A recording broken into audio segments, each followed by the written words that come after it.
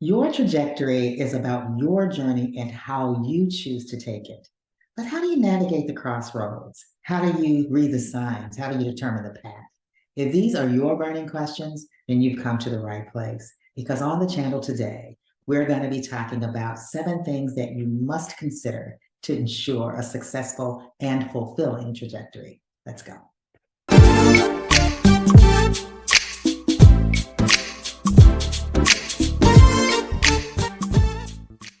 Hello, emerging leaders. I'm Curry Cotton, attorney, Grammy-winning artist, songwriter, and career and mindset coach. Yes, I do know boxes. If you want to hear a little bit more about my story after this video, click up top and see my welcome video. But for now, let's get into 7 things that you must consider to ensure a compelling and fulfilling trajectory. Number 1, you must be challenged in your current role. If you're not challenged in your current role, it will likely show up in your performance. I remember when I was traveling on tour, our music director used to say, how you show up in rehearsal is how you're going to show up in your performance. And it's the same principle. So a lack of challenge-filled work will signal to your management team that you lack presence or you lack leadership. So you want to make sure that you get that in check from the start. So if you're not feeling challenged, what I recommend is examine your strengths. See if you are using not just your ordinary strengths, but your relevant strengths. And by relevant strengths, I mean those things that you do well that matter to the company, that matter to your team or your department, like or the broader organization.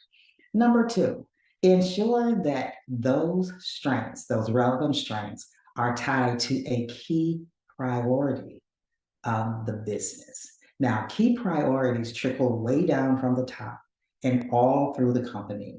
And so you likely will have those key priorities as part of the goals of your team. So you want to make sure that you're aligned with one of those key priorities, that you're on a project that matters to the company.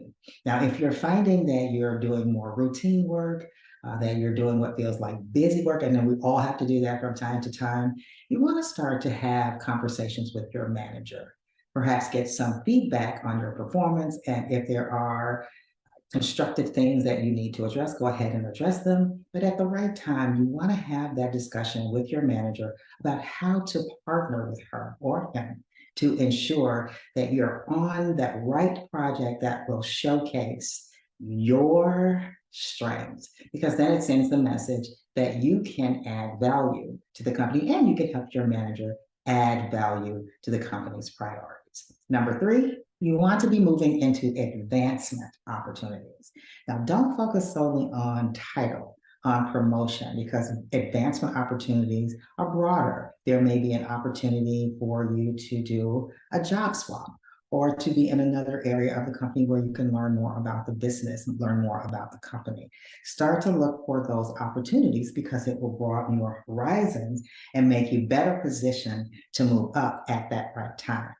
Now, if you're not seeing any of those kinds of advancing opportunities, you want to make sure that you are seeking out a trusted mentor, someone that can share with you her trajectory, how she navigated the company culture, the path that she took, and how she was able to grow her trajectory, and someone that may even be able to give you feedback that perhaps your manager may not feel comfortable giving you.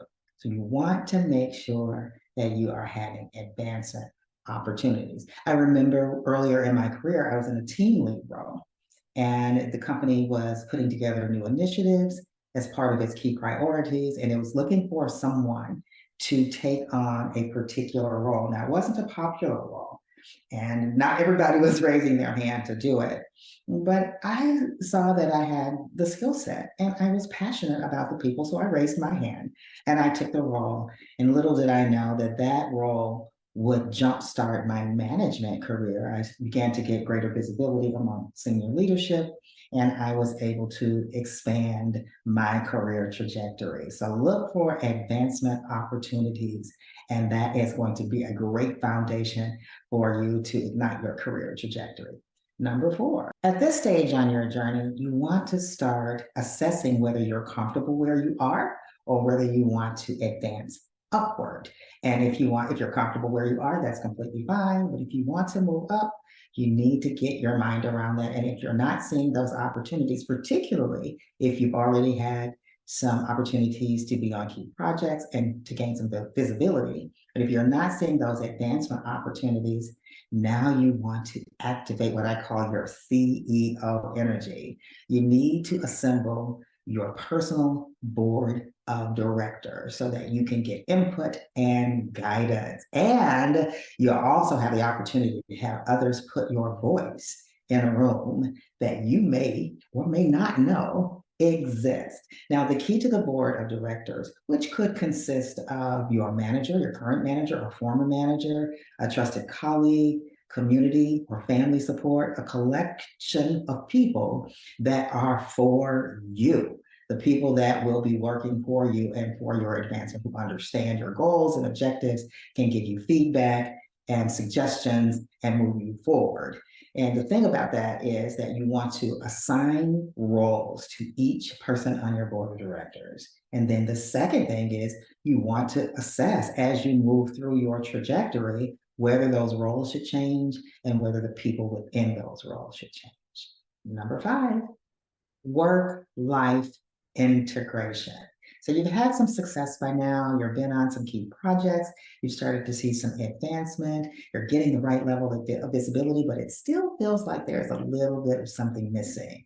You might have remembered this from my story where I talked about when I was touring and also practicing law, sometimes I felt like I was torn between the two. When I was doing one, I felt like I should be doing the other. When I was practicing law, I felt like something was missing. Because what I discovered is that you cannot live a fulfilled life while you're living a fragmented existence. So it's important to merge your professional work with your personal loves, whether that is mentoring, whether it's volunteering, whether it's working at a nonprofit part-time, whatever your thing is that gives you life, that feeds your soul, make sure that you integrate that into your workspace. It is part of a fulfilled career trajectory. Number 6, read the signs at the crossroads. It seems like everything is going well. You've gotten your promotions, you've gotten your visibility, you're getting advancements, you're on key projects, you're a trusted partner in the organization. It's all going right, or so it seems, until you start to feel like, I'm not so certain about my standing in the organization. You want to, as you get to the crossroads, you want to make sure that you're reading the signs very carefully. And as you assess to where or to whom or to what are those signs taking you, assess, reassess, and pick a path. Whether it's the same path, whether it's a different path, the choice is yours.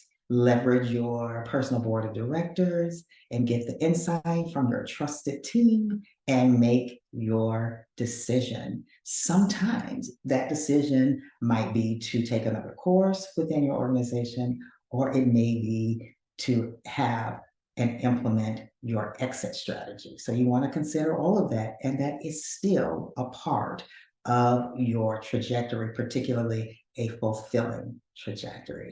Number 7, own your path. You may have considered, after all of your ups and downs and nuances, you've gotten to a place where you're happy exactly where you are. You're fulfilled. You're not interested in making any kind of significant changes. Then you may very well be well placed where you are. But to continue to assess, particularly as you find yourself at a crossroads, take 1 through 6, do that all over again, and continue on your trajectory. Because sometimes cultures change, your personal goals may change, the business may change, there's all kinds of change. And as long as you have the tools, like with this career trajectory tool that we've been going through today, you can have control over your career fate. I hope this has been helpful. If you haven't already downloaded the career trajectory tool, please do so, take it with you, and reassess no less than every 6 months. And until next time, enjoy the journey.